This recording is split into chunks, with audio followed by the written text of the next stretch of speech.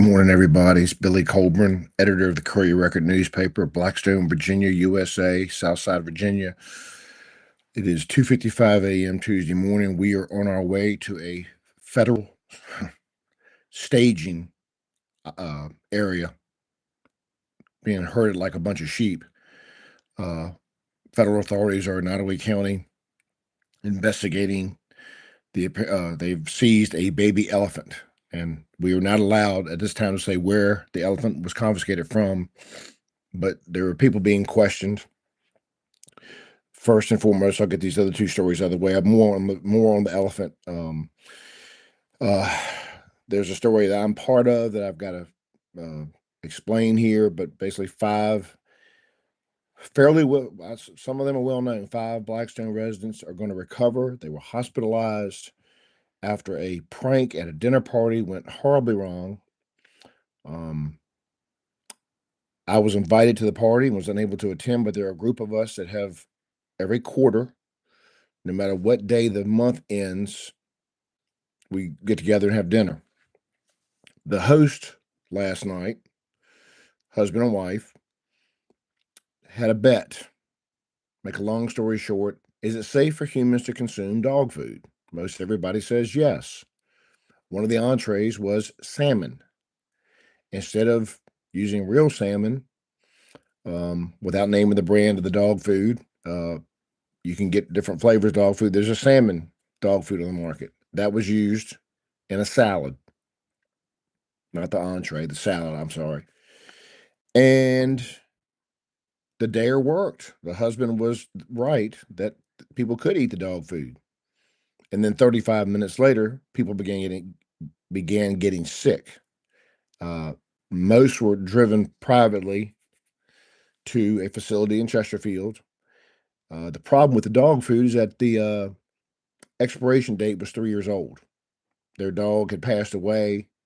They didn't check the bottom of the dog had passed away some time ago.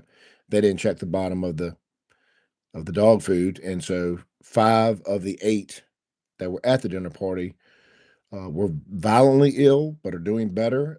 They're not saying botulism. Usually, when something like that happens, it's botulism, or what's the other term? Anyway, food poisoning. It was just bad, outdated salmon or whatever they use for salmon and dog food. It's a well known brand, but I'm not going to say the brand here this morning. The other story we are working on and I feel responsible for this because I made a joke about it the other day on Facebook, and I hope no one saw that. But a 27-year-old Dinwiddie man, apparently with a Suzuki, with the police or state police are calling a Suzuki trail bike, was able to go to the Route 46 bridge and not jump, obviously, the entire length of the bridge because that's like a quarter mile. But I'm told about 120 feet. He was able to come down the hill on the Brunswick side. He made some sort of ramp using some of the equipment on site. I don't know. It wasn't a dirt ramp, like or anything like that, but used a ramp to jump about 100, 120 feet, successfully landed on the Nottoway side where there was no landing ramp.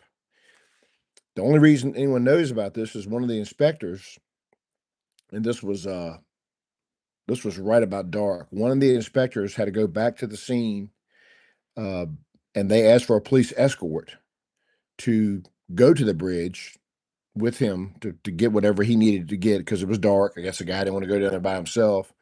And so they heard the motorcycle coming. They were on the Brunswick side. The motorcycle comes down the steep hill on Route 46, hits whatever ramp the person had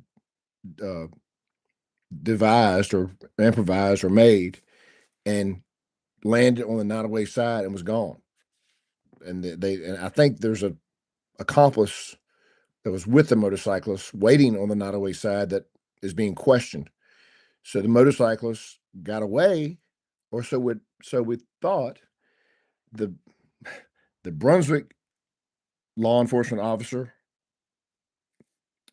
it was either Brunswick officer or state police, it was a Brunswick officer, had to go back up the Brunswick side to Cedar Creek Road Well, lo and behold, the motorcycle had gone to Jonesboro Road. They met at the intersection of Jonesboro and Cedar Creek Road, and the motorcyclist tried to turn to go take a right basically and go come out on Route 40 on Kimmeridge Road and slid in the gravel and was taken into custody without any serious injuries.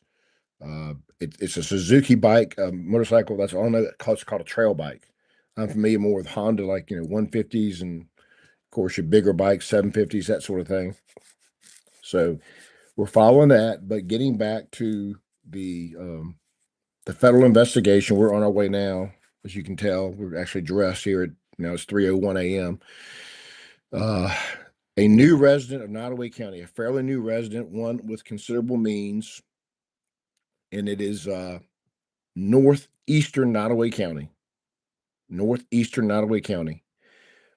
Neighbors apparently had observed some strange things, and somebody called wildlife experts.